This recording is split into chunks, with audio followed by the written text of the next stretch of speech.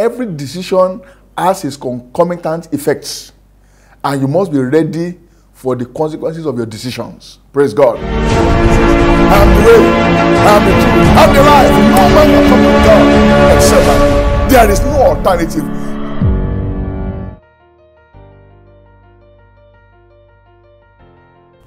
Praise God. Still on the question of if I'm called by God, should I still continue my secular job? I want to reiterate that we have examples of both those who left everything immediately for the ministry and those who did some other things with their calling. Therefore, I cannot see a clear-cut commandment in the scripture that says either. So we have to be careful what we argue over, lest we find ourselves batching ourselves when the master will come.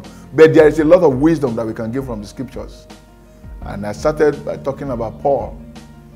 You see, Paul started off, he couldn't even combine his own job with what he was called to do.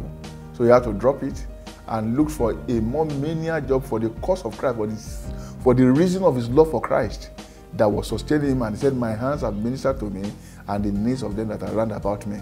He said, I don't depend, I've never coveted your gold or your silver. My hands have ministered to me. I think that's the joy that somebody wants to have. Praise God. But I want you to know that God has not given grace to men equally. There are some people who cannot multitask. There are some people who cannot handle their secular jobs and their ministries at the same time. They can't make a success of both, of either, if they're handling the two. So there may be need for such a people to pull out of one for the other, but not without consequences. This is where wisdom comes in. Wisdom, the Bible says, Ecclesiastes 10:10, is profitable to direct. This is where wisdom comes in. You see, God has called you to a ministry. Maybe you are called to pastor. And now you have started a church with your family and 2 other people. And now you leave your job where you are earning like 500,000 a month. And you expect to still live at that level with these 4 members, 2 of which are the members of your own family.